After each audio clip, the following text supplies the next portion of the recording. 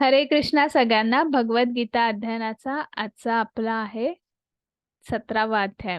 अध्यायाचं नाव आहे श्रद्धात्रय विभाग योग.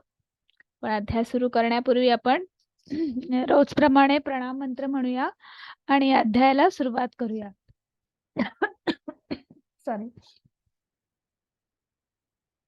ओम नमो भगवते वासुदेवाय. ओम नमो भगवते वासुदेवाय. ओम नमो भगवते वासुदेवाय. गुरुर्ब्रह्मा गुरुर्विष्णू गुरुर्देवो महेश्वर. गुरु साक्षात परब्रह्म तस्मै श्री गुरवे नमः.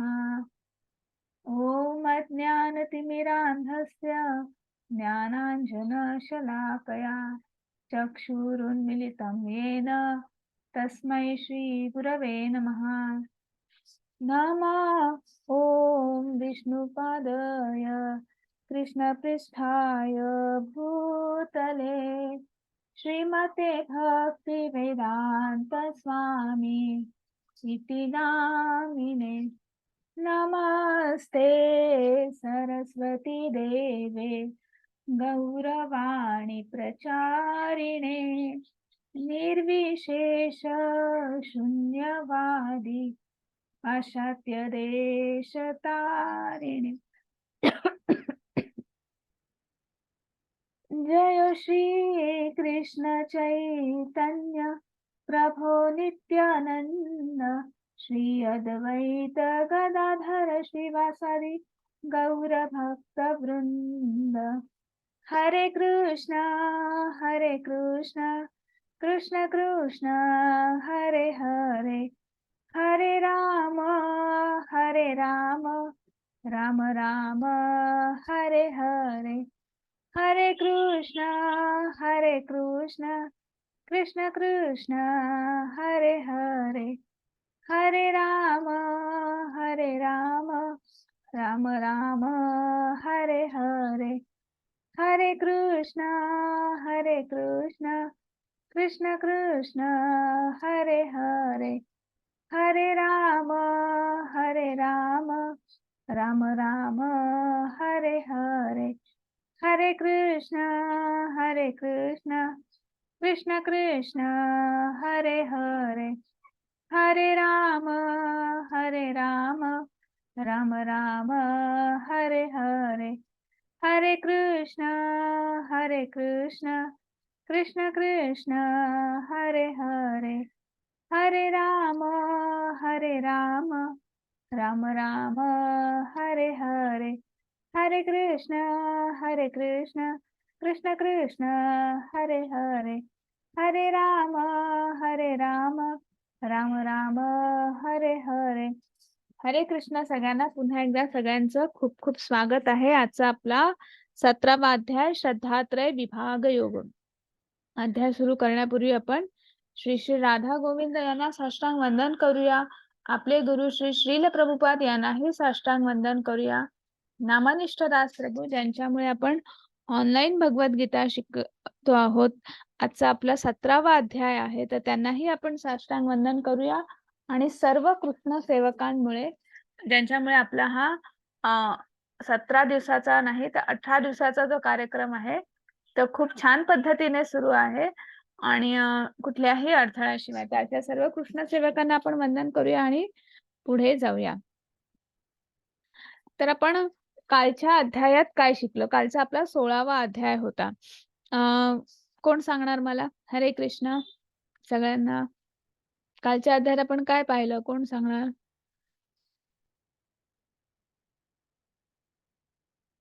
हा प्रभुजी बोला. हरे कृष्ण. हरे कृष्ण. कालच्या अध्यायात आपण दैव असुर संपद विभाग योग या अंतर्गत असुर आणि दैवी गुण चे व्यक्तींच्या हे पाहिल्या. असुर आणि दैवी गुण कसे असतात, असुर लोक कसे असतात याबाबत पाहिलं आपण. तर त्याच्यामध्ये दैवी गुणामध्ये एक 25 ते 26 गुण दिलेले आहेत. तर ते वाचू का सगळे? नाही हरकत नाही. एखाद दोन वाच. नाही एखादं. अच्छा. निर्भयपणा, सत्वशुद्धी, आध्यात्मिक ज्ञानाचे अनुशीलन, म्हणजे अशा प्रकारे ते 1 ते 26 गुण जवळजवळ आहेत दैवी गुण. त्याच्यानंतर आसुर गुण जे आहेत, दंभ, उर्मटपणा, अभिमान आणि अज्ञान, हे प्रामुख्याने 4 गुण सांगितलेले आहेत आसुरी गुण. दैवी गुण मोक्षदायक असतात. आसुरी गुण बंधनकारक असतात. त्यानंतर दैवी आणि आसुरी, जगात दैवी आणि आसुरी असे 2 प्रकारचे जीव असतात. आसुरी प्रवृत्तीचे जे लोक जे असतात, त्यांना काय करावं आणि काय करू नये ते जाणत नाही. सुचिरभूतपणा, सदाचार, तसेच सत्यही त्यांच्यामध्ये आढळत नाही.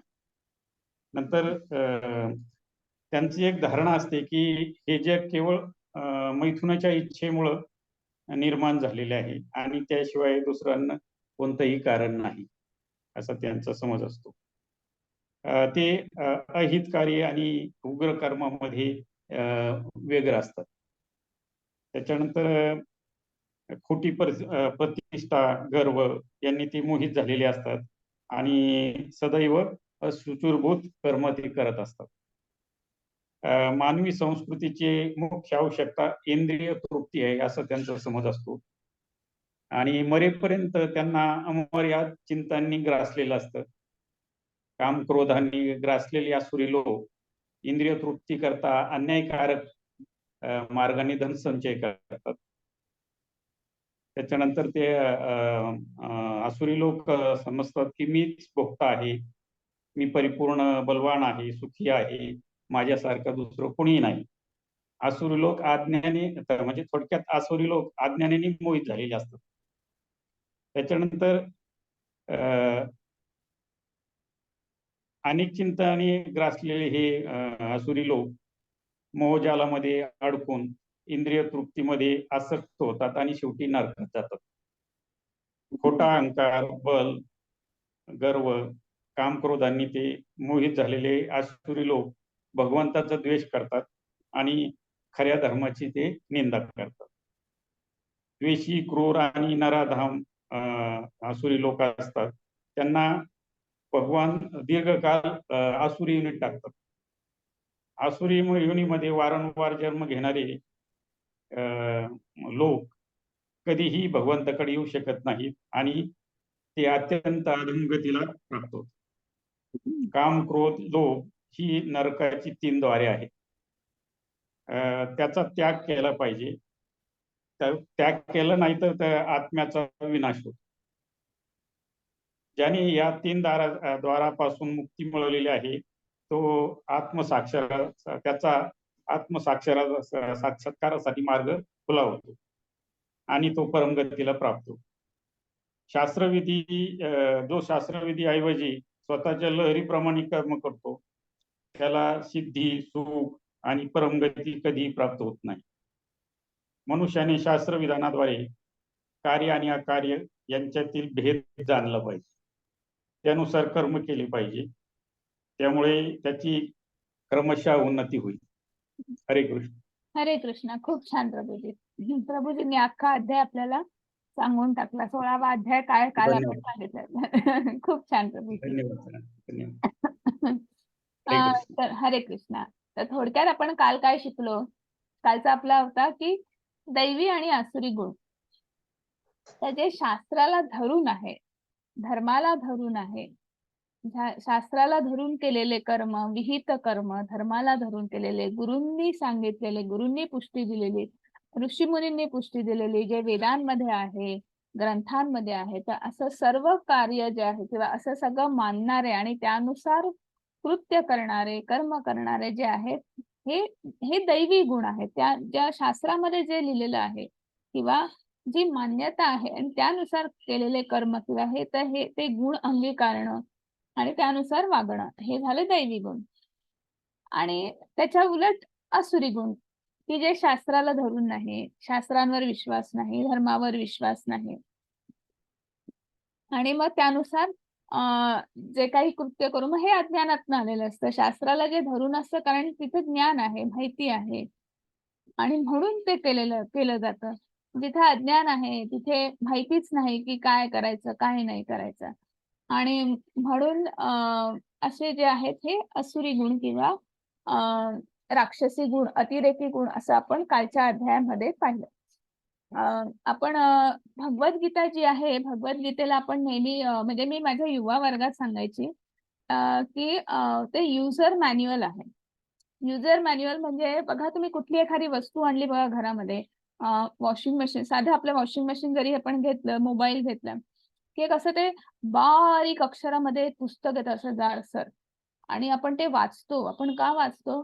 कारण की नाही त्याच्यात ते लिहिलेलं असतं, कसं वापरायचं, कुठलं बटन दाबायचं, असं सगळं दिलेलं असतं आणि त्याच्यानुसार आपण ते करतो, ते मशीन चालवतो, हो की नाही? का तर ते खराब झालं तर मी एवढे 50,000, 60,000, 1,00,000 खर्च केलेले आहेत. तर ती वस्तू टिकावी, अजून 2 दिवस टिकावी, खराब नको होय, त्याच्यामागचं हे कारण असतं. मग त्याच पद्धतीने आपलं हे जीवन जे आहे, हे अमूल्य असं जीवन आहे. ती 50-60 हजाराची वस्तूसाठी आपण एवढा अट्टहास करतो. आपलं हे जे जीवन आहे, आपल्याला हा मनुष्य जन्म मिळालेला आहे, हा खूप कष्टाने मिळालेला आहे. तर त्याच्यासाठी पण काहीतरी युजर मॅन्युअल असेल की नाही? तर ते युजर मॅन्युअल म्हणजे आपली ही भगवद्गीता आहे, हे शास्त्र आहे, हे धर्म आहे. त्याच्यात सांगितलेलं आहे, की ह्या-ह्या पद्धतीने आचरण करा. हे योग्य आहे, हे अयोग्य आहे. आणि अशा पद्धतीने जेव्हा तुम्ही कराल, निश्चितच आपल्याला मनुष्य जन्माचं सार्थक होईल. पुन्हा एकदा अगदी आपलं ताजं-ताजं कालचं उदाहरण सांगते. काल आपलं चंद्रयान-3 जे आहे, 3 जे आहे, ते मस्त छान पद्धतीने लँड झालं. आपण सगळ्यांनी पाहिलं. ते का लँड झालं? त्याच्या मागचं काय कारण आहे? कारण की त्याच्यामध्ये 0 बग, 0 व्हायरस काहीच नव्हतं. कुठलीच चूक नव्हती. मग त्यांचं काय होतं, की त्यांनी खूप छान पद्धतीने त्यांचा अभ्यास होता. जे सायन्समध्ये जी तत्व होती किंवा जे काही आहे ते सगळं त्यांनी तंतोतंत पाळलं. कुठेही त्यांनी अगदी कशालाही जागा ठेवली नाही आणि कुठेही बारीकशी सुद्धा चूक झाली नाही. तीळ मात्र सुद्धा चूक झाली नाही. आणि म्हणून काल ते यशस्वीरित्या लँड झालं. आणि त्याच्यामागे त्यांची काय होती, की त्यांना हे चांद्रयान-3 सक्सेसफुली त्या चंद्रावर नेऊन पोहोचवायचं आहे. आणि त्याच्यासाठी मग त्यांचा तो पहिला प्रयत्न होता का? नाही. तर जगभरातनं जवळ-जवळ 111 वेळा, कालचा म्हणजे ह्या वेळेला आपलं जे आता पाठवलं ते 111वं होतं. अशा 11 वेळा, 111 वेळा वाऱ्या झाल्या. त्याच्यानंतर फक्त 8 सक्सेसफुल झाल्या होत्या आणि कालची 9वी. म्हणजे आपण कुठल्याही प्रत्येक त्यांनी जे पण कोणी गेले त्यांनी काहीतरी शिकले त्याच्यातनं. त्यांनी विश्वास ठेवला. असं नाही की बाबा पहिल्यांदा आपलं भारताचंच हे तिसरं आहे. पहिले 2 जे सक्सेसफुल झाले नाहीत, तर त्यांनी अविश्वास नाही दाखवला किंवा हे काही शक्य नाही असं नाही केलं. प्रयत्नपूर्वक त्यांनी ते सक्सेसफुल करून दाखवलं. मग चंद्रयान-3 जर सक्सेसफुल होऊ शकतं, कारण तिथे त्यांचे प्रयत्न होते. प्रयत्न का होते? तिथे विश्वास होता, की हे होऊ शकतं. विश्वास होता, श्रद्धा होती आणि म्हणून ते काल सक्सेसफुल झालं. आपण सगळ्यांनी आनंद साजरा केला. हो की नाही? मग त्याच पद्धतीने जर ते होऊ शकतं, तर मग आपण मनुष्य जन्म, आज आपल्याला हाच अध्याय शिकायचा आहे. श्रद्धात्रय विभाग योग. श्रद्धा म्हणजे विश्वास. जिथे विश्वास आहे, जिथे श्रद्धा आहे, तिथे सक्सेस आहे. जर चांद्रयान-3 सक्सेस होऊ शकतं, हो की नाही? तर आपण मोक्षधामापर्यंत का नाही पोहोचू शकत? ते पण सक्सेसफुल होऊ शकतं. त्यांच्या 111व्या वाऱ्या झाल्या. आपल्याला माहित नाही आपले आतापर्यंत किती जन्म झाले. पण आणि अजून किती होणार आहेत. पण आपण प्रयत्न तर करू शकतो. विश्वास तर ठेवू शकतो. मग तोच विश्वास, तोच प्रयत्न, तीच श्रद्धा काय आहे आपल्याला आजच्या भागामध्ये शिकायचं आहे. हरे कृष्ण. मग आपल्याला आजच्या भागात काय शिकायचं आहे? अर्जुनाची अनधिकृत उपासनेबद्दलची चौकशी. मग भगवान श्रीकृष्ण उत्तर देत आहेत, की मग श्रद्धा काय आहे? उपासना काय आहे? 3 प्रकारचे पदार्थ. यज्ञ 3 प्रकारचे आहेत, तपस्या 3 प्रकारच्या आहेत. दान जे आपण करतो, जे आपल्याला दान करायला सांगितलेलं आहे, ते सुद्धा 3 प्रकारात मोडतं. आणि सगळ्यात शेवटी आपल्याला सांगितलेलं आहे ओम तत्सत. या 3 शब्दांचा अर्थ काय आहे? किंवा ह्या मंत्राचा अर्थ काय आहे, जो आपण बऱ्याच वेळा म्हणतो. आपल्याला माहिती आहे हरिओम तत्सत हा मंत्र आपण बऱ्याच ठिकाणी म्हणतो. बऱ्याच स्तोत्रांची सुरुवात त्याच्यापासून असते. बरेच पूजाविधी झाल्यानंतर आपण ओम तत्सत म्हणतो. मग ओम त्या शब्दांचा नेमका अर्थ काय आहे, तर ते आपण त्या मंत्राचा अर्थ काय आहे ते आपण आजच्या अध्यायात बघणार आहोत. हरे कृष्णा. कोणी वाचेल का?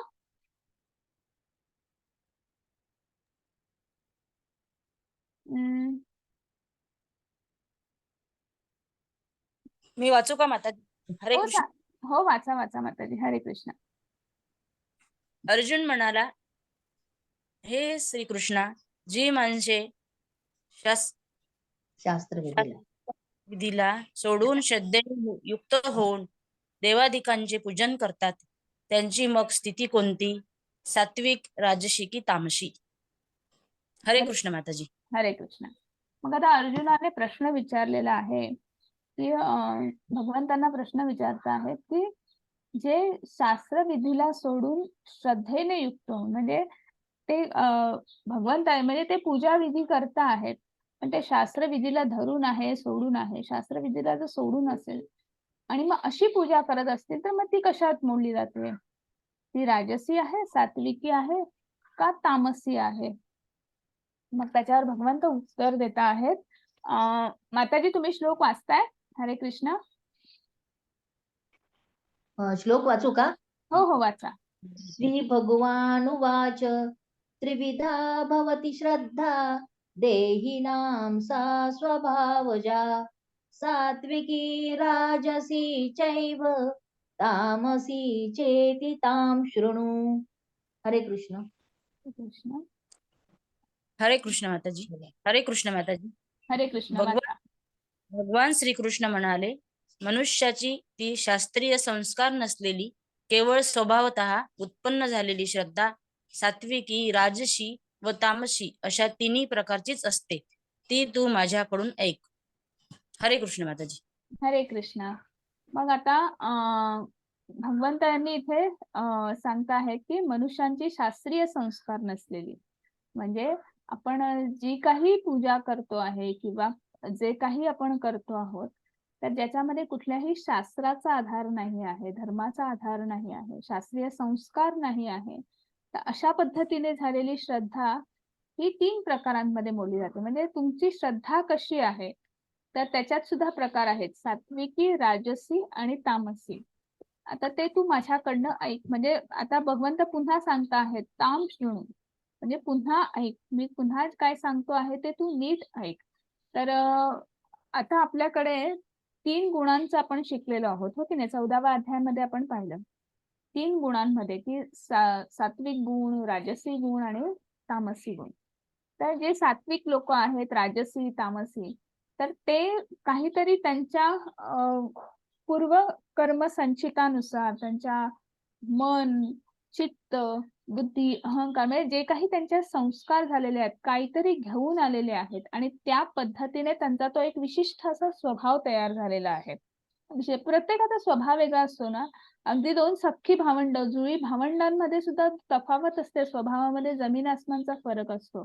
कारण ती जरी जुळी भावंड असली तरी ते एक मागच्या जन्मामध्ये ते कोण होते किंवा त्यांचे काय, त्यांच्या मनचित्त बुद्धी अहंकार काय संस्कार झाले, ते काय घेऊन आलेले आहेत माहित नाही. त्यामुळे म्हणून ही स्वभावामध्ये तफावत असते, विचारांमध्ये तफावत असते. तर असं आपण की आपल्या जो प्रारब्ध आपण ज्याला म्हणतो की त्यानुसार आपला एक स्वभाव असतो आणि मग तो स्वभाव का बांधलेला असतो? कारण की त्या त्या गुणांचा प्रभाव आपल्यावर जास्त असतो. काही लोकांचा सात्विक प्रभाव जास्त असतो, काहींचा राजसी, काहींचा तामसी. आणि म्हणून प्रत्येक गुणामध्ये तुम्ही ज्या ज्या आणि मग तशा पद्धतीने तुमची श्रद्धा असते. श्रद्धेचे सुद्धा प्रकार आहेत की तशा पद्धतीची तुमची श्रद्धा असते.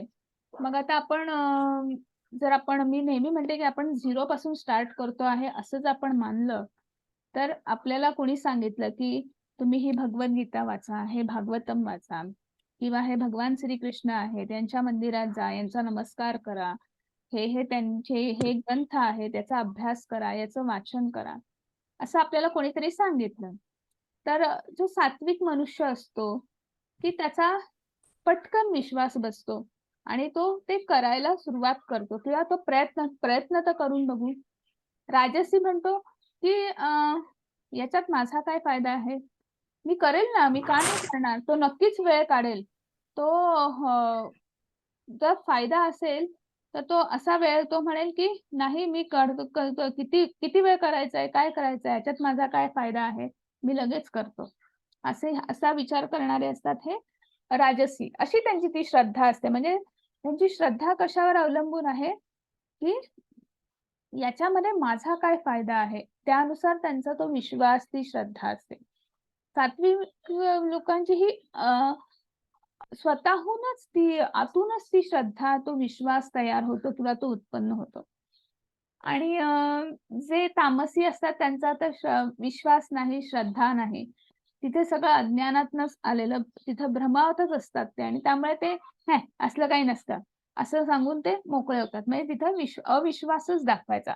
साधारण अशा प्रकारचे तामसी असतात. पण नंतर जसं हळू आपण पुढे जातो किंवा आपण त्याचं हे करायला लागतो, मग त्याच्यामध्ये आपण जे राजसी जे असतात तर ते सकाम कर्म करायला लागतात. म्हणजे की कुठल्यातरी इच्छेने नाही हां, मला मी हे पारायण केलं, मी ही पूजा केली, हा मंत्र म्हटला, मला याचा फायदा झाला, माझ्या मुलाचं असं झालं, मुलीचं तसं झालं, हे ते. मग ते अजून करायला लागतात. ही झाली सकाम भक्ती. असे लोकं असतात हे राजसी गटामध्ये किंवा राजसी प्रकारात मोडतात. सात्विक बुद्धीचे कसे असतात, की त्यांच्यामध्ये जिज्ञासा तयार होते किंवा ते इच्छुक असतात, की नेमकं याच्यात काय आहे? नेमकं मी कोण आहे? मग ब्रह्म कशाला म्हणतात? मग भगवंत कोण आहेत? जरा वाचूया. मग ते वेगवेगळ्या ग्रंथांचं वाचन करतात. रामायणासारखं, महाभारतासारख्या ग्रंथांचं वाचन करतात. त्या कथा वाचतात. म्हणजे स्वतःचं ज्ञान वाढवतात. भले त्याच्यावर त्यांचा विश्वास, मग ते ज्ञान वाढवून त्याच्यावर ते विश्वास, की नाही हे याच्यात हे दिलेलं आहे. मग याच्यात हा रेफरन्स दिलेला आहे. मग लगेच ते दुसरं वाचतील. नाही, याच्यातला हा रेफरन्स बरोबर. हे असं आहे. ते काहीतरी रिलेट करतील आणि ते आपलं ज्ञान वाढवायचा प्रयत्न करतील. जिज्ञासू वृत्तीने ते अजून त्या वाचनामध्ये गुंतत जातात किंवा ते वाचत जातात. भक्त. मग हे भक्त आहेत का? नाही. भक्त याच्यापेक्षा थोडे वर आहेत. भक्त म्हणजे तिथे भाव आहे. म्हणजे जिथे श्रद्धा, मूळतः श्रद्धा आणि विश्वास तो आहेच.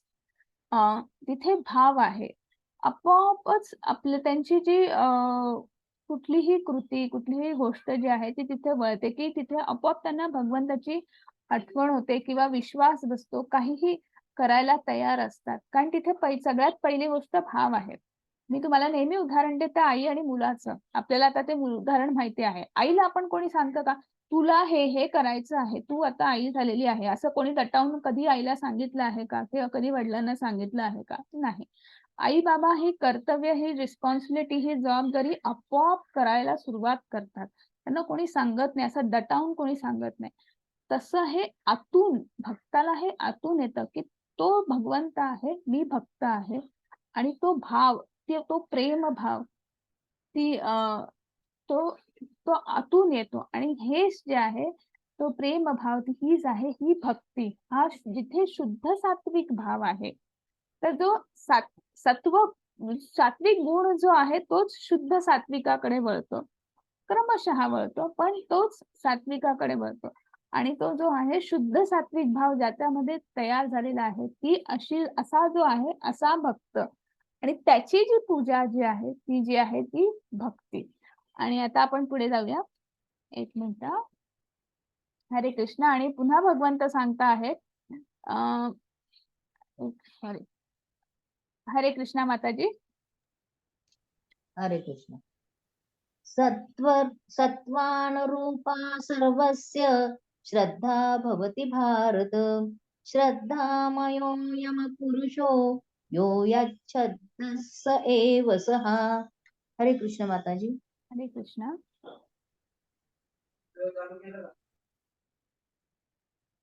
हरे कृष्णा. वंदना माताजी, वाचताय ना तुम्ही?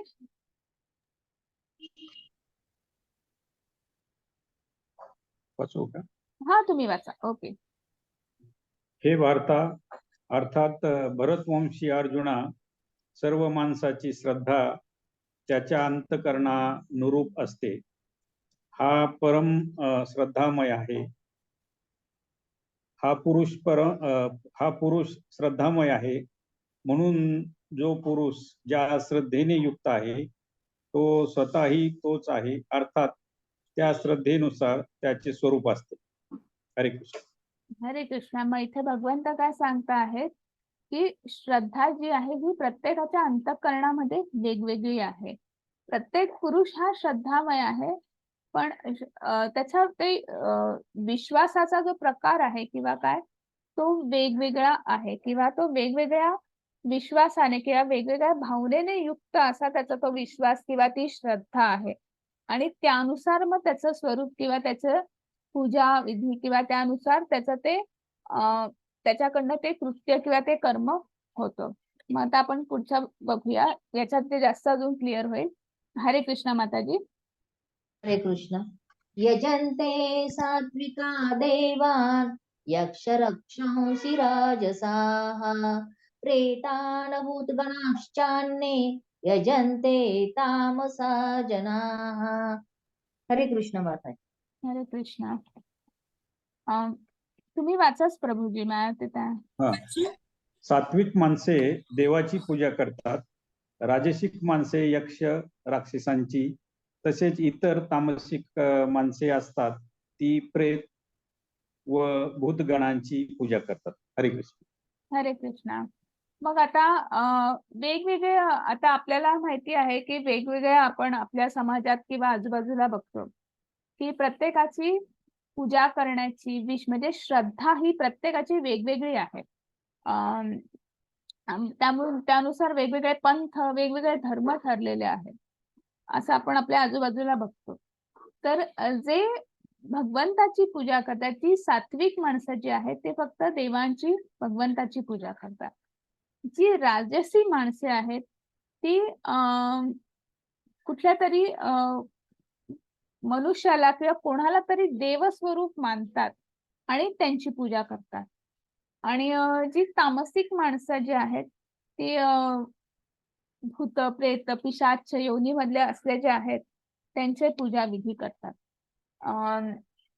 याच्यामध्ये जे शुद्ध सात्विक माणसं जी असतात ती किंवा सात्विक वृत्तीचे जे असतात ते देवतांची पूजा करतात. आणि त्यानुसार ते जे आपले कर्म जे आहेत त्यानुसार धर्म अर्थ काम मोक्ष असं करत क्रमशः ते आपला कार्यभाग साधतात किंवा हळूहळू आपल्यातला सात्विक गुण वाढीस लावतात आणि क्रमशः त्या मुक्तीच्या मार्गाला जातात. ताजसिक जे असतात त्याच्यासाठी खूप छान उदाहरण दिलंय प्रभुपाद यांनी.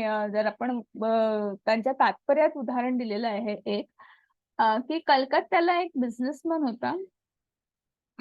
तर तो हिटलरची पूजा करायचा. हिटलरचं त्याने मंदिर सुद्धा बांधलं होतं. आता आणि ते का बांधलं होतं त्याला विचारलं तर त्याच्यामध्ये त्याला हिटलरमुळे त्याच्या बिझनेसला एवढा फायदा झाला की तो खूप जास्त फायदा झाला आणि खूप त्याने पैसे कमवले, खूप त्याचं हे झालं आणि म्हणून त्याने त्या हिटलरचं मंदिर सुद्धा बांधून टाकलं. म्हणजे असे लोक असतात की काहीतरी वैयक्तिक स्वार्थ आहे किंवा कोणाला तरी कुठल्या तरी आणि म्हणून त्यांची पूजा करायची, कुठल्या तरी मनुष्याची पूजा करायची किंवा कोणाला तरी आपण देव आहे असं मानून कोणावर तरी असाच विश्वास ठेवून त्यांची पूजा करायची किंवा यक्ष राक्षसांची पूजा करायची. असे जे आहेत राजसी आहेत. कारण की त्यांचा भावना काय आहे, याच्यात माझा फायदा काय आहे, मी एवढा वेळ खर्च का मी पूजा विधी करणार म्हणजे मी किती वेळ देणार बघा, मग त्याच्यात माझा काहीतरी फायदा असला पाहिजे ना. म्हणजे असे जे वृत्तीने जे विचार करणारे आहेत ते राजसी आहेत. आणि मग त्यांची श्रद्धा सुद्धा तशीच राजसी श्रद्धा आहे की माझा काय फायदा आहे आणि मग मी तसा तेवढा विश्वास ठेवणार, तेवढे पूजा, तेवढं सगळं मग अगदी मनोभावे करणार. फायदा जास्त तेवढा जास्त मनोभावे पूजा करणार. जेवढा फायदा कमी तेवढा मग थोडंसं वरवर करायचं असं. आणि तामसिक लोक जे असतात की त्यांचा कुणावरच विश्वास नसतो, पण काहीतरी वैयक्तिक स्वार्थासाठी किंवा भ्रमातून असं काहीतरी कुठल्या तरी अज्ञानातून मग ते भूत प्रेत किंवा आपण हल्ली ब्लॅक मॅजिक वगैरे असं म्हणतो तर अशा लोकांची ते पूजा करतात. आता आपल्याला तपश्चर्येबद्दल भगवंत सांगता आहे की श्रद्धेचीच पुढची पायरी ही प्रयत्न आहे. आणि जे प्रयत्न आपण ज्याला सातत्य असतं, ज्या प्रयत्नांमध्ये ज्या सातत्य असतं तेच तप असतो, तीच तपश्चर्या असते. मग आता आपण बघूया. हरे कृष्ण. प्रभूजी वाचताय का अजून कोणाला वाचायचंय? हरे कृष्ण. मी वाचतो. वाचू? हा वाचा माताजी. हरे कृष्ण.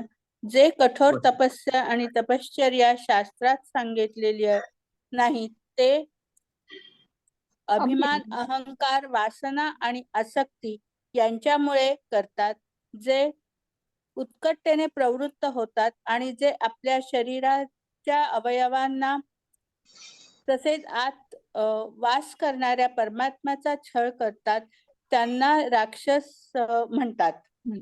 हरे कृष्ण. हरे कृष्ण. हरे कृष्ण. आता मी तुम्हाला सांगितलं की भगवंतांनी तपश्चर्येबद्दल सांगितलं आहे. तप म्हणजे एक कुठलीही गोष्ट सातत्याने प्रयत्नाने करणे, ज्याच्यामध्ये कदाचित आपल्याला शारीरिक त्रास होऊ शकतो. म्हणजे मी तुम्हाला काल परवाच एक उदाहरण सांगितलं होतं, रोज सकाळी लवकर उठणे. कदाचित शारीरिक त्रास आहे आपल्याला, बापरे रोज सकाळी लवकर उठा, किती ते कष्ट होतं, गजर लावा आणि उठा वगैरे. पण जेव्हा आपण सकाळी उठतो ते सकाळची ही सात्विक वेळ असते, सत्वगुण त्या वेळेस असतो. त्यामुळे आपण कुठलंही कर्म केलं, आपल्याकडे जनरली आपण लोकांना म्हणतो, आपल्या घरातल्या मुलांना, नातवंडांना म्हणतो की सकाळी उठ, अभ्यास कर, लक्षात राहील. त्याचं कारणच तर आहे की सकाळची ब्रह्ममुहूर्ताची वेळ किंवा 9 वाजेच्या आठची वेळ जी आहे ही सात्विक गुणामध्ये मोडली जाते तो वेळ.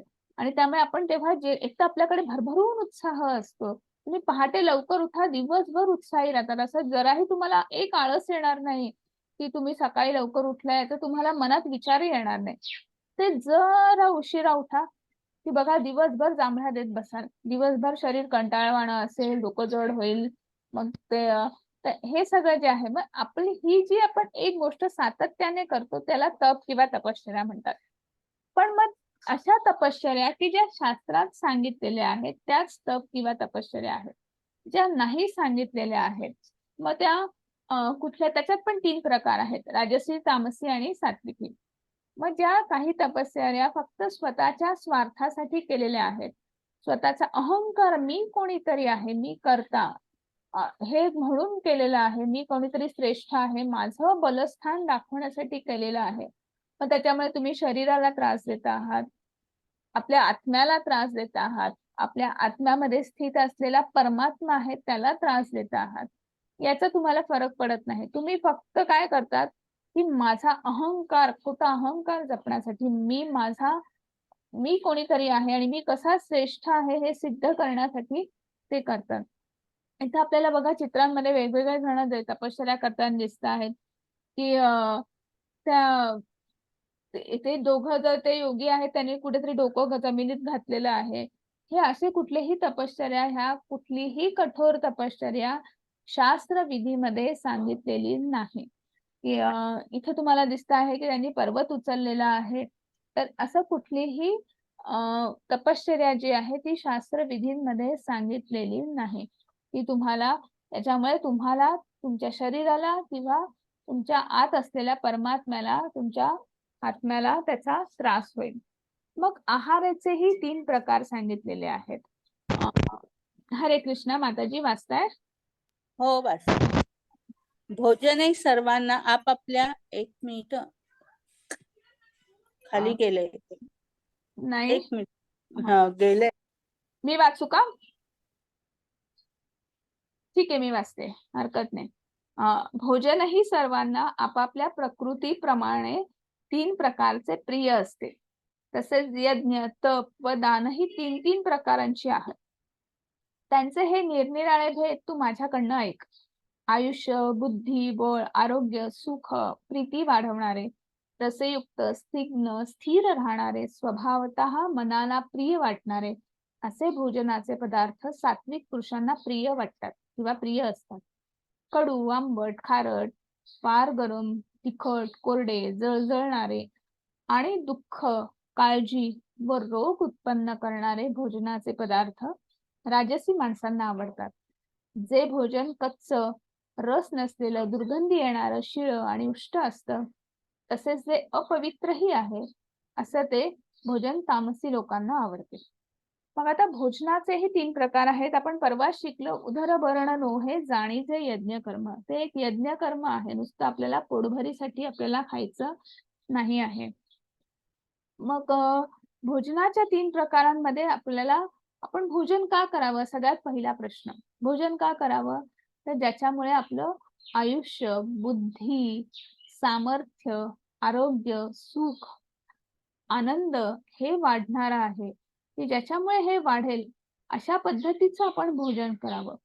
मग हे असं जे भोजन जे आहे, ज्याच्यामध्ये रसयुक्त पदार्थ असतील, स्निग्ध पदार्थ आहेत, की जे खाऊन कुठलाही त्रास होत नाही, केवळ मनाला शांती मिळते, आयुष्य वाढतं आहे, आरोग्य लाभतं आहे, सुख वाढतं आहे, सात्विक विचार तयार होत आहेत, सात्विक विचार उत्पन्न होत आहेत.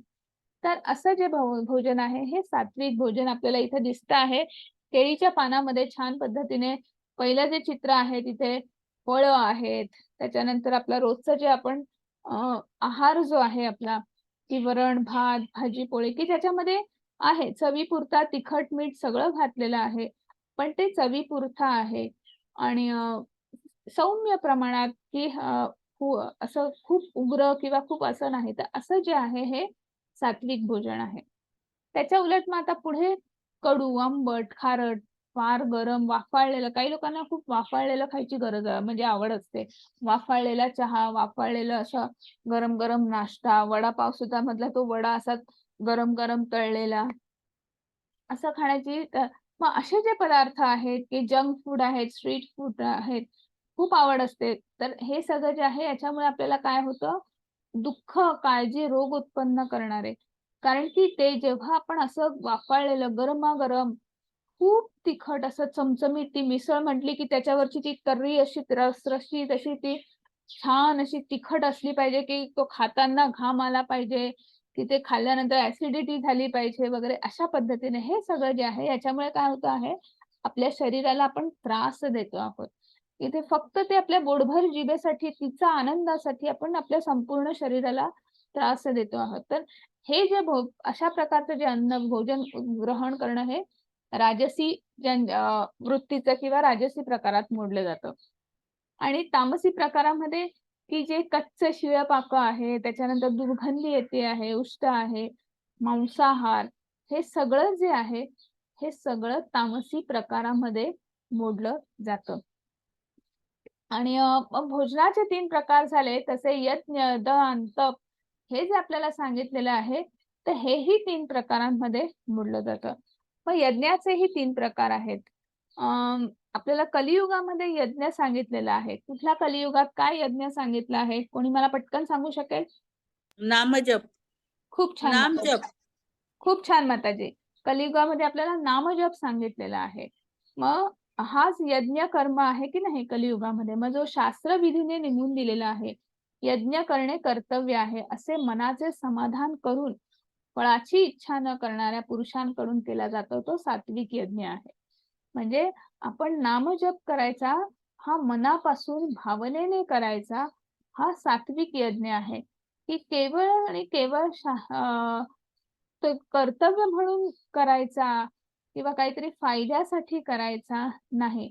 तर ज्याच्याने मला मनाला समाधान मिळणार आहे, मला माझ्या भगवंतापर्यंत मी पोहोचणार आहे किंवा माझ्यातली शुद्ध सात्विक भाव किंवा सात्विक भाव जो आहे तो वाढीस लागणार आहे किंवा इंद्रिय शुद्धी होणार आहे. कारण की इंद्रिय शुद्धीकरण झाल्याशिवाय बाकी कुठल्याही गोष्टी पुढे सरकत नाहीत.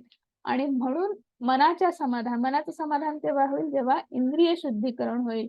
आणि त्याच्यासाठी कुठल्याही फळाची अपेक्षा न करता हा जो कुठला यज्ञ केला जातो, हा अशा प्रकारचा नामजप केला जातो, हा सात्विक यज्ञ आहे.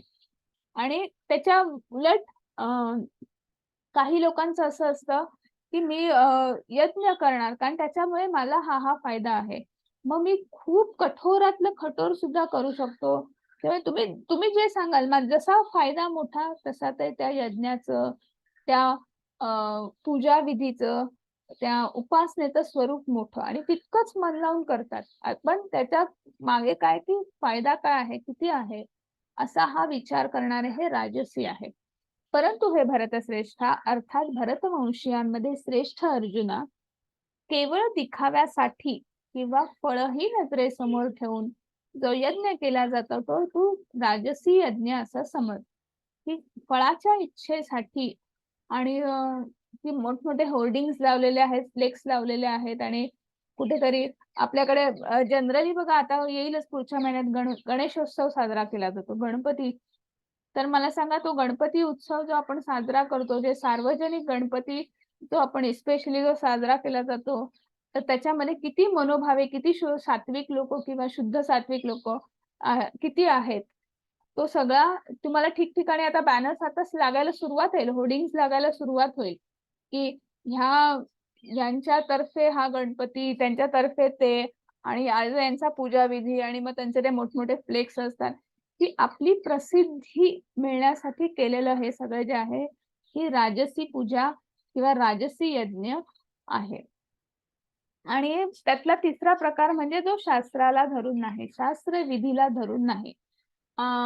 तर ते मग शास्त्र विधींमध्ये आपल्याला सांगितलेलं आहे की आपण कुठलीही पूजा केली, काहीही केलं, साधारणतः आपण अधिक महिन्यामध्ये आपण बऱ्याच जणांनी उपवास करतात वेगवेगळ्या पद्धतीचे, किंवा दशमी एकादशी द्वादशी किंवा महिनाभर उपवास काहीही आपण करतो, आणि मग शेवटच्या दिवशी आपण कुठेतरी अन्नदान करतो किंवा म्हणजे त्याची काहीतरी सांगता करतो. म्हणजे हे आपल्याला ते कशासाठी की आपण संकल्प सोडणं आणि त्याच्यानंतर त्याची सांगता करणं. तर हे आपल्याला सांगितलेलं आहे की मग तुम्ही कुठलंही काहीही करा, कुठलाही विधी, कुठलीही पूजा, कुठलंही पारायण, काहीही करा आणि अन्नदान करा. यथाशक्ती तुम्हाला जे वाटेल ना, तर शिधा दान करा. असं आपण काहीतरी करतो की नाही, दीपदान करतो आपण. तर वेगवेगळ्या पद्धतीने. पण जे लोक अशा कुठल्याही गोष्टी करत नाहीत, अन्नदान नाही, मंत्रोच्चारण नाही, दक्षिणा नाही, अशा प्रकारचं जे आहे हे तामसिक यज्ञ आहे. की स्वतःच्या स्वार्थासाठी भरपूर तपश्चर्या करायची, स्वतःचा स्वार्थ साधून घ्यायचा. वृत्तासुराची गोष्ट आपल्याला सगळ्यांना माहिती आहे की वृत्तासुराला त्याने भगवान शिवशंकरांना प्रसन्न करून वर मागून घेतला होता की मी ज्याच्या डोक्यावर हात ठेवेल त्याचा तिथे तो रसातळाला जाईल किंवा त्याचा मृत्यू होईल. आणि मग हे मग हे पण भगवंतानी तो वरदानही दिलं, पण मी हे वरदान माझं बरोबर आहे का चूक आहे हे कसं मी बघायचं. तर हे मिळालेलं खरंच मला भगवंतांनी वरदान दिलं आहे का, की माझं, तर हे करण्यासाठी तो सगळीकडे फिरतो आहे, भगवान शिवशंकरांच्याही मागे लागलेला आहे की डोक्यावर. आणि मग भगवान शिवशंकर सुद्धा त्याच्यापासून हवस सुटलेले आहेत, पळ काढत आहेत, शेवटी वैकुंठ धामामध्ये जातात आणि भगवान विष्णूंना भेटतात, महाविष्णूंना, आणि मग ते त्यांना उत्तर एक उपाय सांगतात की कशाला तुला याच्या त्याच्याकडे, तुला काय प्रश्न आहे की मला जो वर मिळालेला आहे तो सार्थकी आहे, ठरणार आहे की तो खरंच मिळाला आहे का उगाच नाही, तर तू तुझ्याच डोक्यावर हात लाव. आणि मग त्यांनी स्वतःच्याच डोक्यावर हात ठेवला आणि स्वतःचं अधःपतन करून घेतलं, स्वतःचा नाश करून घेतला. म्हणजे अशा पद्धतीचं हे जे वरदान किंवा ही जी तपश्चर्या आहे, जे यज्ञ आहे की ज्याच्यामध्ये फक्त स्वतःचा नाश होतो, स्वतःची अधोगती होते, ही तामसिक यज्ञ किंवा तामसिक तपश्चर्या आहे. मग आपल्याला तपाचे पण प्रकार सांगितलेले आहेत. तर त्यातला पहिला प्रकार आहे शारीरिक तप. मग शारीरिक तपामध्ये आता हा 17.14, 15 आणि 16 हे जे 3 श्लोक जे आहेत हे आपल्याला तपाचं आपल्याला वर्णन करता आहेत. मग याच्यामध्ये म्हणत आहेत, देव द्विज गुरु प्राज्ञ पूजनम शौचम आर्जवम ब्रह्मचर्यम अहिंसा च शारीरम तप उच्यते. मग देव, ब्राह्मण, गुरु व ज्ञानी यांची पूजा करणं, पावित्र्य, सरळपणा, ब्रह्मचर्य आणि अहिंसा हे शारीरिक तप म्हटले जाते. म्हणजे आपण गुरुजनांना नमस्कार करणं. आपल्याकडे बघा एक पद्धत आहे की कोणीही आपल्यापेक्षा ज्येष्ठ असतील घरामध्ये, कुटुंबामध्ये किंवा आपल्या घरात जो कोणी आले तर आपण तो नमस्कार केला पाहिजे. आपण लहानांना सांगतो तर लहानांनाच नाही की जे आपल्यापेक्षा ज्येष्ठ आहेत त्यांच्यासमोर आपण नतमस्तक झालं पाहिजे. कोणी गुरुजन असतील आपल्याकडे, कुठली पूजा विधी झाली तर ते गुरुजी असतात, जे ब्राह्मण असतात, ब्राह्मण कर्म करणारे, तर त्यांना आपण नमस्कार केला पाहिजे, वाकून नमस्कार केला पाहिजे. हे सगळे शारीरिक तप आहे की जे ज्ञानी आहे, जे आध्यात्मिक गुरु आहेत, की ज्यांच्याकडनं आपण काहीतरी घेतलं आहे, अशांना आपण गुरु प्रभूंनी 24 गुरु केले होते की ज्यांच्याकडनं आपण काहीतरी शिकलो आहोत, अशा सर्वांना आपण त्यांच्यासमोर नतमस्तक झालं पाहिजे. तर ही झाले हा शारीरिक तप आहे. पावित्र्य सांभाळणे, त्याच्यानंतर आपल्या वागण्या बोलण्यामध्ये पावित्र्य म्हणजे नुसतं अंघोळ केली सकाळ सकाळी उठून आणि शुचिर्भूत झालं नाही, तर मनाचंही पावित्र्य, मनामध्येही शुद्ध विचार असणं, सात्विक विचार असणं हे महत्वाचं आहे. वागण्या बोलण्यात सरळपणा असला पाहिजे, प्रामाणिकपणा असला पाहिजे, अहिंसा, त्याच्यानंतर ब्रह्मचर्य, हे सगळे जे आहेत हे शारीरिक तप आहेत. आता पुढचा आहे हा वाणीचा तप आहे.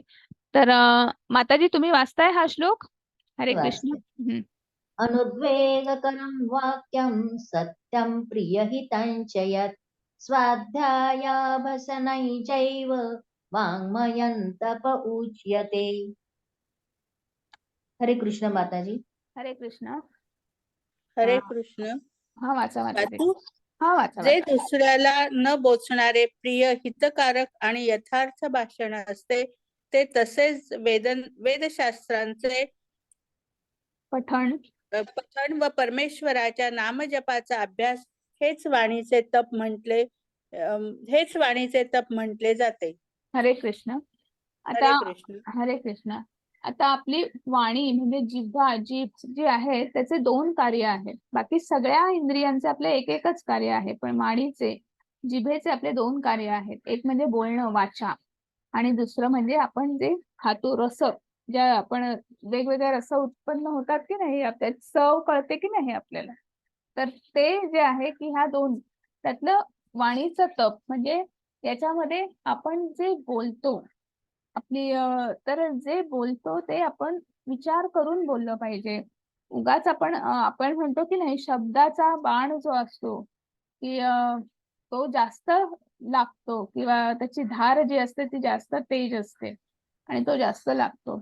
आणि म्हणून दुसऱ्याला की आपण बोलून जातो, पण नंतर मग असं वाटतं की नाही बोलायला पाहिजे होतं, आणि म्हणूनच विचार करून बोलणं आणि म्हणून मौन, आपल्याकडे मौन पाळलं जातं बघा बऱ्याच वेळा, किंवा काही काही गोष्टींमध्ये आपण न बोलणं, मौन पाळणं म्हणजे हा एक प्रकारचा तप झाला, दुर्लक्ष करणं. त्याचं कारण असं आहे की ज्याच्यामुळे आपण दुसऱ्याला नाही, ही आपलीच परीक्षा असते की आपण किती शांत, किती आपल्यावर नियंत्रण आणू शकतो, समोरचा काहीही बोलला, काहीही वागला तरी. तर हा जो आहे हा वाणीचा तप आहे की दुसऱ्याला उगाचच पटकन काहीतरी रिॲक्ट होणं, पटकन जी आपली प्रतिक्रिया असते, आपण 14व्या अध्यायात शिकलेलो आहोत, ही पटकन प्रतिक्रिया येते. कारण त्यावेळी आपल्यामधला तमोगुण वाढीसला आहे किंवा त्यावेळी आपल्याकडे रजोगुणाचा प्रभाव आहे, काहीतरी आहे आणि पटकन काहीतरी प्रतिक्रिया येते.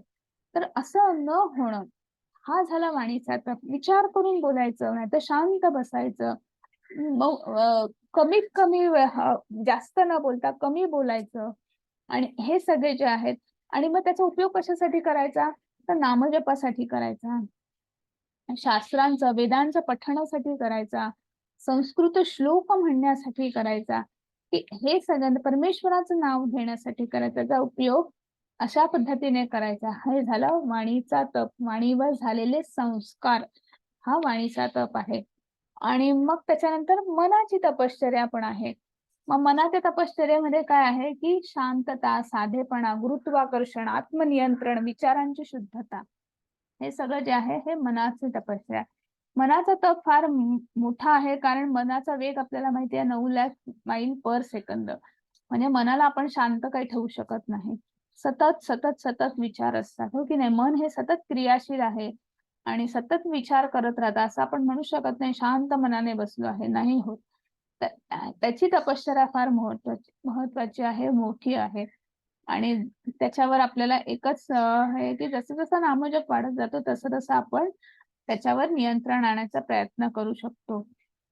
इथे तुम्हाला एक चित्र दिसतं आहे आपल्याला ही गोष्ट माहिती आहे की शुकदेव गोस्वामी म्हणजे व्यासमुनींचे मुलगा जेव्हा मातेच्या उदरामध्ये ते 16 वर्ष होते, त्यांना बाहेर यायचंच नव्हतं, त्यांना या भौतिक जगामध्ये बाहेर यायचंच नव्हतं, की हे भौतिक जग, हे भौतिक प्रकृती संपूर्ण विशुद्ध गोष्टींनी भरलेली आहे आणि आपला सुद्धा त्याच्यावर परिणाम होईल आणि म्हणून त्याला बाहेर यायचं नव्हतं. तर जनरली मातेच्या उदरामध्ये 9 महिने बाळ असतं. हे 16 वर्ष राहिले होते, त्यांना बाहेरच जायचं नव्हतं. त्या मातेला ते सहन होईना आणि म्हणून त्यांनी भगवंतांची प्रार्थना केली, आराधना केली. तेव्हा भगवान विष्णू तिथे आले. त्यांनी सांगितलं की तू बाहेर ये, तुला याच्यातनं काहीही होणार नाही, तू ह्या भौतिक जगातनं तू नाही त्याच्यावर परिणाम होणार. आणि मग ते भगवंताचं ऐकून ते बाहेर आले आणि त्या त्या 16 वर्षाचा बाळ म्हणजे त्या बाळाचं भगवंतांनी त्यांच्या याच्याने त्यांना 16 वर्षाचा युवक बनवलं आणि जेव्हा ते त्या क्षणी 16 वर्षाचे झाले तेव्हा त्यांनी आपल्या आई वडिलांकडे मागे वळून सुद्धा पाहिलं नाही की नेमकं जन्म कोणी दिला, कोणी मला 16 वर्ष आपल्या उदरामध्ये ठेवलं. त्यांनी कारण की त्यांना त्या आसक्तीत अडकायचंच नव्हतं. तिकडनं जे पळत सुटले, मुनी सुद्धा त्यांच्या मागे पळत सुटले की अरे तू थांब की मला आधी बोल, आपण बोलूया काहीतरी. पण नाही, त्यांना तिथून बाहेरच पडायचं होतं. ह्या भौतिक आसक्तींमध्ये, ह्या प्रलोभनांमध्ये त्यांना अडकायचंच नव्हतं आणि त्यांना भगवंताच्या तपश्चर्येसाठी याच्यासाठी त्यांना बाहेर पडायचं होतं. तर ते ज्या वनातून जात होते, तर त्या वनामधनं एका तलावामध्ये किंवा एक नदीचं आपण हे म्हणू शकतो. तर तिथे पाण्यामध्ये अनेक स्त्रिया स्नान करत होत्या.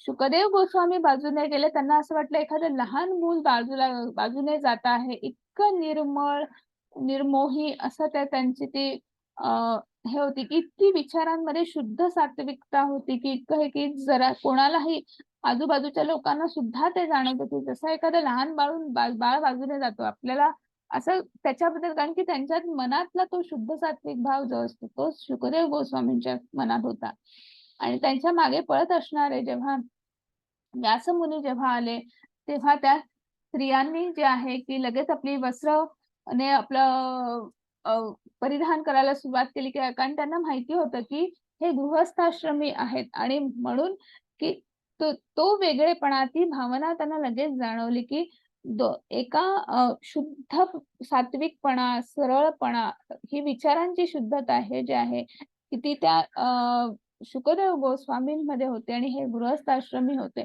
तर हा फरक त्यांना तो जाणवला. तर हे सगळं जे आहे की ही मनाची तपश्चर्या आहे, ही मनाची तपस्या आहे.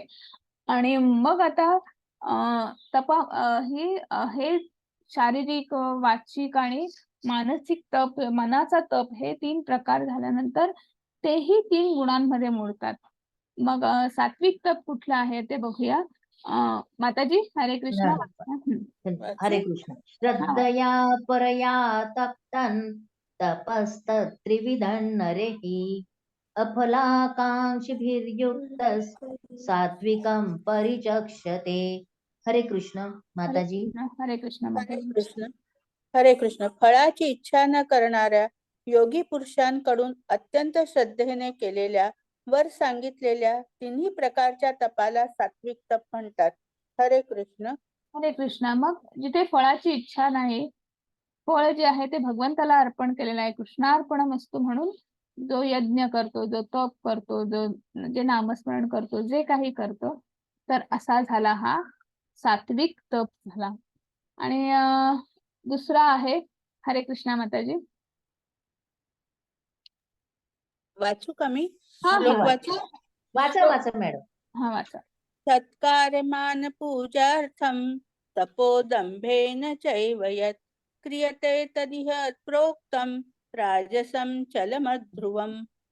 जे तप सत्कार, मान व पूजा होण्यासाठी तसेच दुसऱ्या काही स्वार्थासाठीही स्वभावाप्रमाणे किंवा पाखंडीपणाने केले जाते ते अनिश्चित तसेच क्षणिक फळ देणारे तप येथे राजसिक असे म्हटले जाते.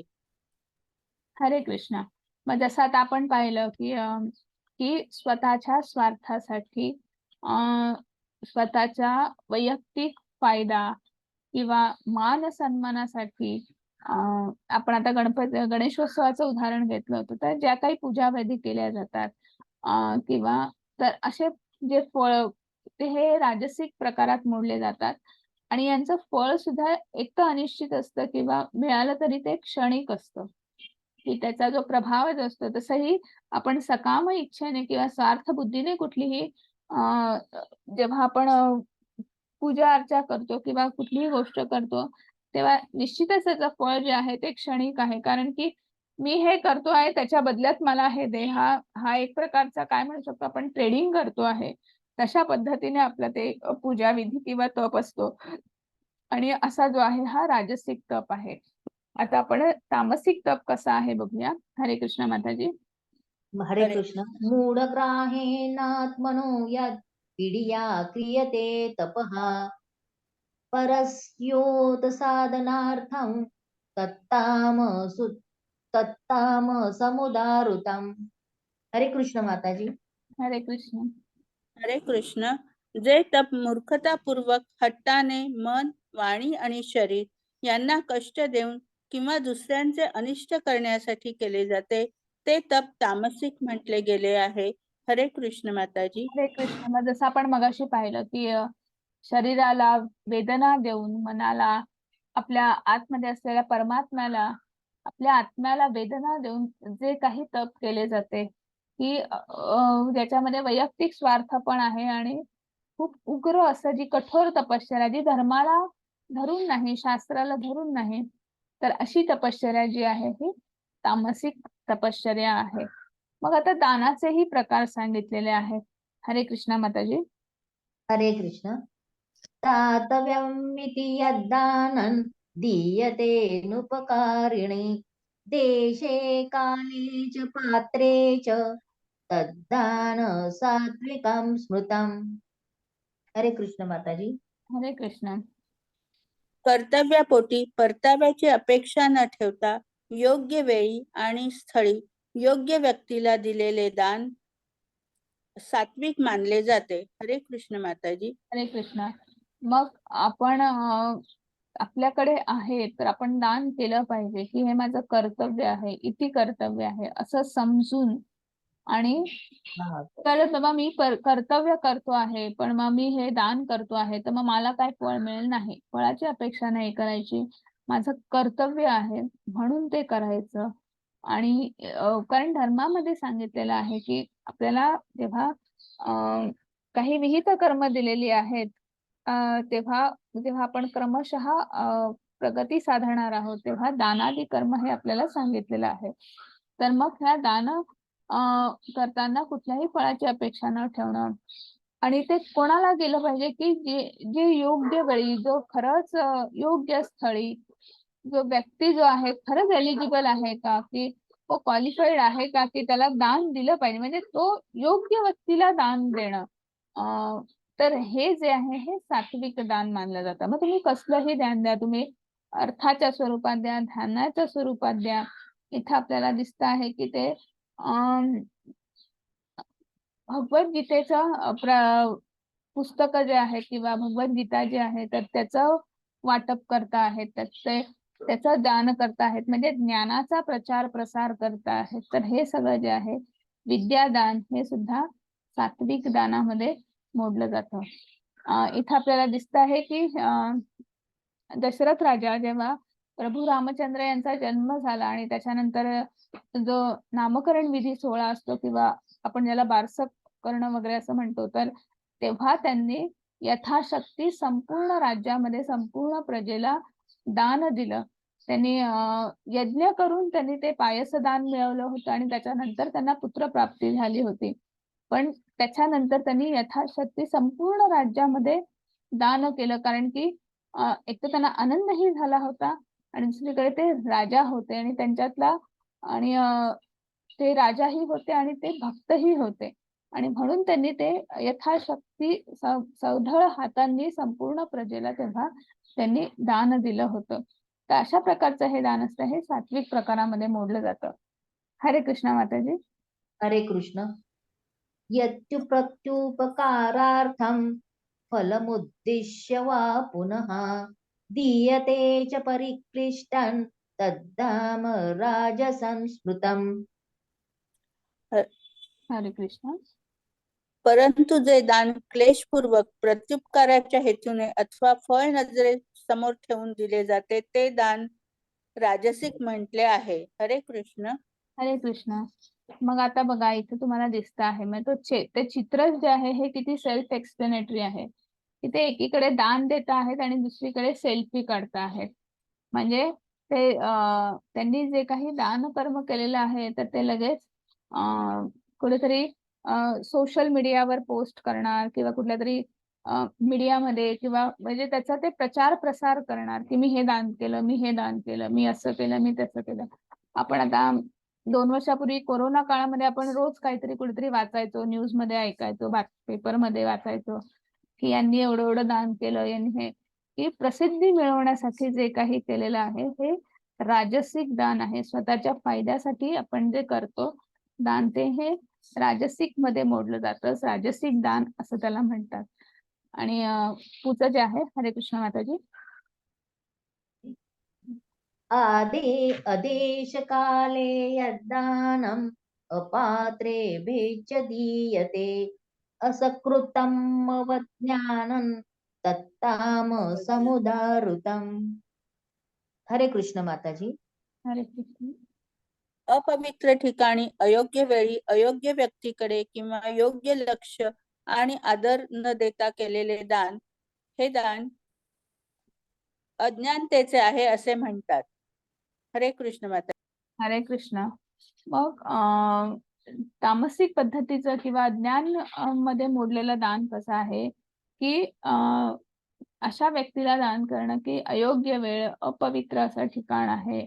आणि जे दान आपण करणार आहोत किंवा ती व्यक्ती त्याचा काय उपयोग करते आहे किंवा त्याचा आता इथे आपल्याला या चित्रामध्ये दिसत आहे की त्याने व्यसनासाठी त्याने कोणाकडनं तरी ते दान घेतलेलं आहे किंवा कोणीतरी ते दिलेलं आहे. त्याचा आदर नाही, त्याचं म्हणजे शस्त्राला धरून नाही, जे धर्माला धरून नाही. तर असं केलेलं जे दान आहे हे निश्चितच अज्ञानतेचं दान आहे किंवा तामसिक वृत्तीमध्ये मोडलं जातं. हरे कृष्ण. आता हा जो एकच मिनिट थांबा.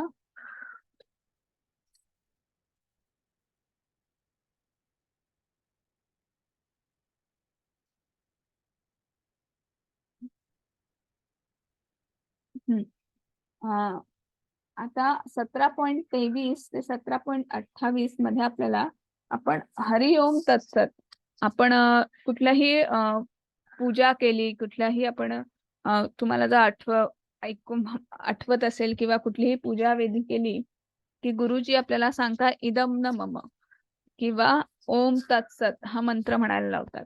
म्हणजे आपण जे काही करतो आहोत त्याचं आपल्याला ते आपण परमेश्वराला अर्पण करणं. मग नेमकं काय आहे हरिओम तत्सत किंवा ओम तत्सत या 3 शब्दांचा अर्थ काय आहे तो आपल्याला बघायचा आहे. तो 17.23 ते 17.27 या श्लोकांमध्ये दिलेला आहे. तर याच्यामध्ये म्हटलं आहे सृष्टीच्या प्रारंभापासून परम सत्य दर्शवण्यासाठी ओम तत्सत हे 3 शब्द वापरले गेले. हे 3 प्रतिकात्मक निरूपण ब्राह्मणांनी वेदांच्या स्तोत्रांचा जप करताना आणि परमात्माच्या समाधानासाठी यज्ञ करताना वापरले होते. आता आपल्याला माहिती आहे की ब्रह्मदेव हे प्रथम सजीव आहेत किंवा सजीव सृष्टीतील किंवा ब्रह्मांडातील प्रथम जीव आहेत. आणि मग तेव्हा त्यांनी भगवंताला प्रसन्न करण्यासाठी किंवा तेव्हा त्यांनी हा ओम तत्सत ह्या मंत्रांचा ह्या स्तोत्रांचा किंवा ह्या जपाचा वापर केला होता. मग ओम तत्सत, मग ओम मध्ये की अशा प्रकारे परमात्मा प्राप्त करण्यासाठी दिव्यवादी लोक त्याग, दान आणि तपस्या करतात आणि नेहमी ओमने सुरुवात करतात. म्हणजे ओम जे आहे, मग ओम या शब्दाचा अर्थ काय आहे? ओम इति एतत् ब्रह्मणो नेदिष्टहं नाम. म्हणजे ओम हे पहिलं ध्येय सूचित करते. मग पहिलं ध्येय कोण आहे? तर ओम म्हणजे विष्णू, भगवान विष्णूंना आवाहन करणं. म्हणजे ओम या शब्दाचा अर्थ आहे विष्णू.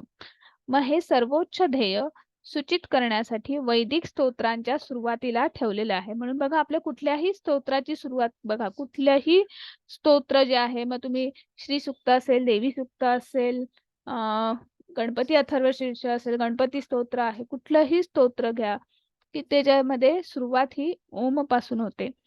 तत् तत् या शब्दाने त्याग, तपस्या आणि दान करावे अशा दिव्य क्रियांचा उद्देश भौतिक गुंतागुंत होणे हा आहे. मग तत्त्वमसि आपण ह्या वेगवेगळ्या श्लोकांमध्ये आपण किंवा स्तोत्रामध्ये स्पेशली आपण अथर्वशीर्ष, गणपती अथर्वशीर्ष म्हणतो, त्याच्यामध्ये तत्त्वमसि आपण अशा प्रकारचं हे आपण शब्दरचना किंवा स्तोत्र म्हटलेलं आहे. मग त्याचा अर्थ असा आहे की आपण त्याच्या फळाचा त्याग करणे, म्हणजे आपण जे काही मंत्र म्हणतो आहोत, जे काही स्तोत्र म्हणतो आहोत, जे काही नामजप करतो आहोत, तर त्याचा आपल्याला फळाचा त्याग करायचा आहे. म्हणजे आपण बंधनामध्ये अडकणार नाही. मग आपण पाहिलेलं आहे कर्मबंधन काय आहे की आपण कुठल्या तरी इच्छेने करतो आणि म्हणून आपण कर्मबंधनात अडकतो.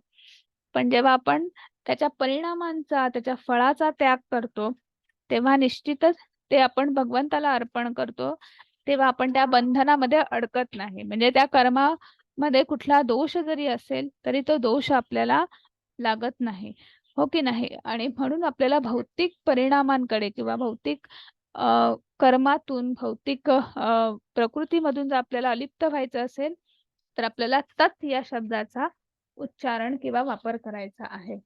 आणि मग पुढे आहे सत.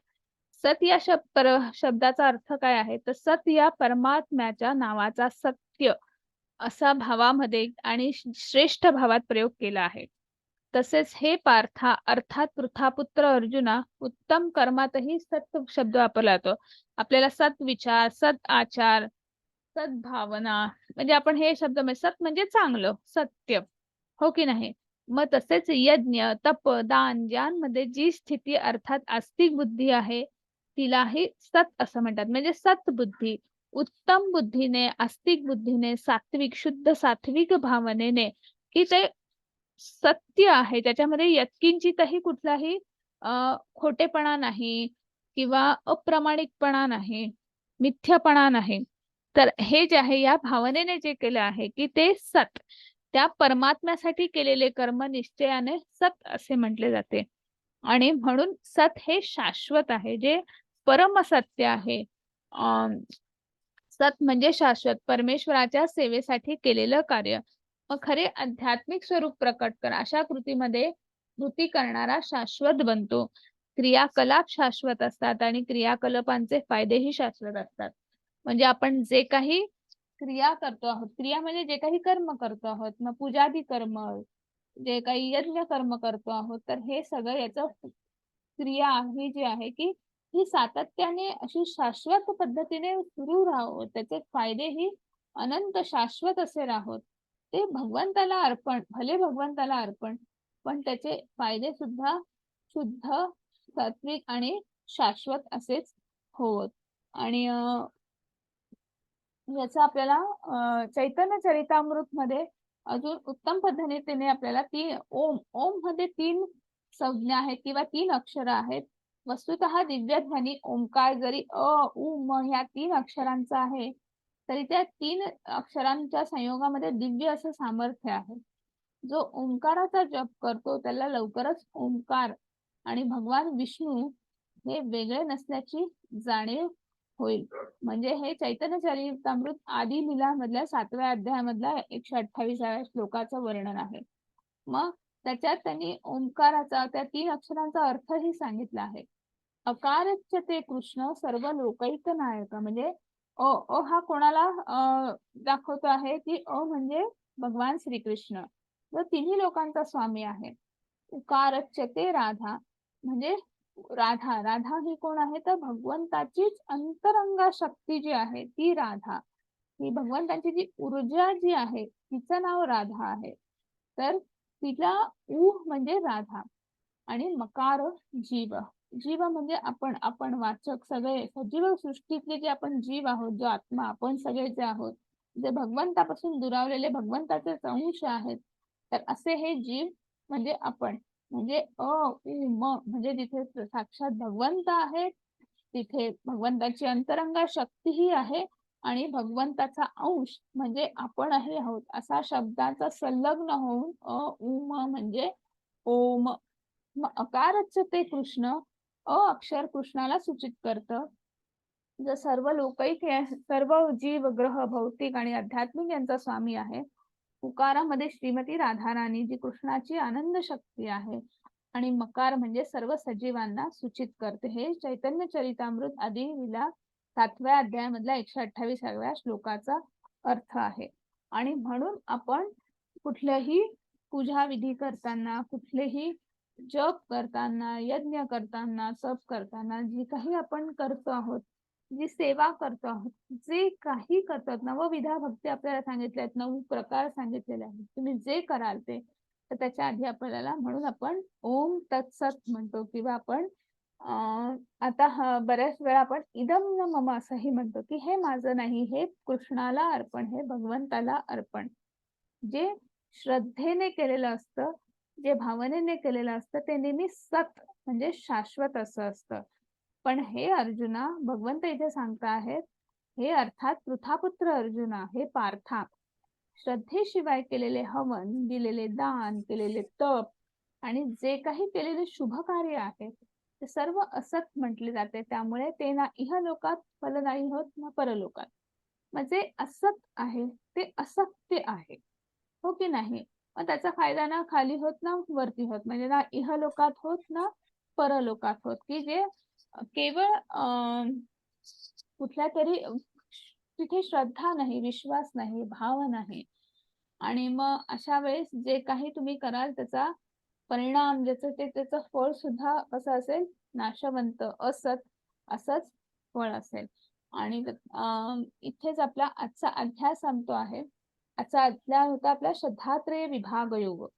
आजच्या अध्यायाबरोबर खरं सांगायचं तर आपली भगवद्गीता ही खरं संपते, की 17व्या अध्यायामध्ये जी आपली 2व्या अध्यायापासून सुरुवात झाली होती, श्लोक क्रमांक 13 पासून 2ऱ्या अध्यायामधलं, तर इथे म्हणजे अर्जुनाचे प्रश्न संपलेले आहेत.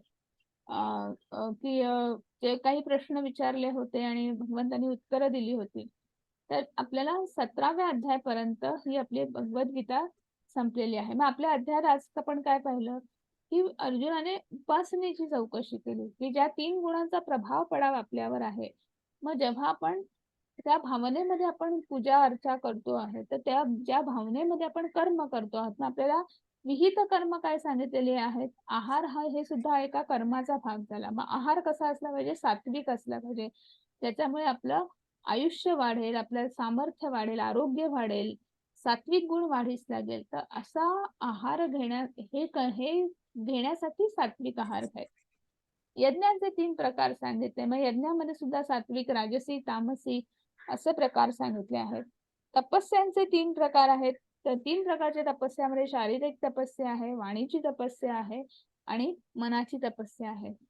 दानधर्म सुद्धा सांगितलं आहे, की तुम्ही योग्य ठिकाणी योग्य वेळी दान दिलं तर ते सात्विक दानामध्ये मोडलं जातं किंवा गणलं जातं. नाही तर ते एकतर स्वार्थासाठी केलेलं राजसिक असतं आणि जी योग्य ठिकाण नाही, योग्य व्यक्तीला आपण देत नाही, ते तामसिक दान असतं. आणि मग पुन्हा एकदा भगवंतांनी ओम तत्सत, त्याग, दान, तपस्या हे जे काही आपण कर्म करणार आहोत, विहित कर्म करणार आहोत, तर ते भगवंताला अर्पण करणं गरजेचं आहे. आणि तरच आपण ह्या भौतिक बंधनामध्ये, कर्म बंधनामध्ये अडकणार नाही. आणि इथेच आपला आजचा अध्याय संपतो आहे. हरे कृष्णा सगळ्यांना. हरे कृष्ण.